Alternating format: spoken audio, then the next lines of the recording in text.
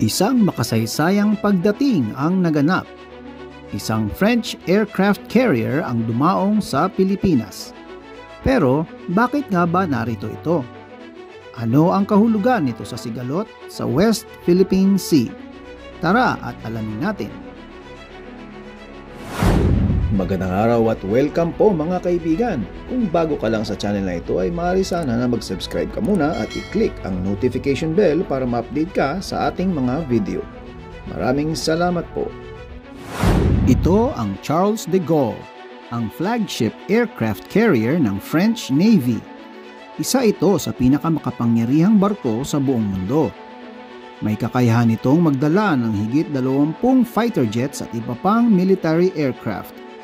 Ngunit sa pagkakataong ito, hindi para sa digmaan ang misyon nito. Ang pagdating ng Charles de Gaulle ay bahagi ng Clemenceau 25 mission. Isa itong malawakang military exercise na layong palakasin ang kooperasyon ng France sa iba't ibang bansa sa Indo-Pacific kabilang ang Pilipinas. Kasabay ng pagdating ng aircraft carrier, patuloy ang tensyon sa West Philippine Sea. Kumakailan lamang, isang helicopter ng China ang muntik nang bumangga sa isang eroplano ng Bureau of Fisheries and Aquatic Resources sa Bajo de Masinloc. Ito ay malinaw na isang mapanganib na panggigipit. Ayon sa French Ambassador sa Pilipinas, malinaw ang posisyon ng France. Dapat manaig ang rules-based international order.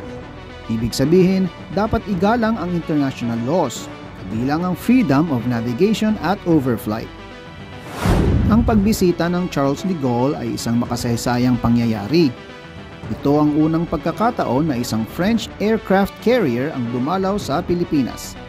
Nagsagawa ito ng joint exercises kasama ang Philippine Navy, US Navy, at Japan Maritime Self-Defense Force. Ayon sa mga eksperto, malaking tulong ito sa pagpapalakas ng depensa ng Pilipinas.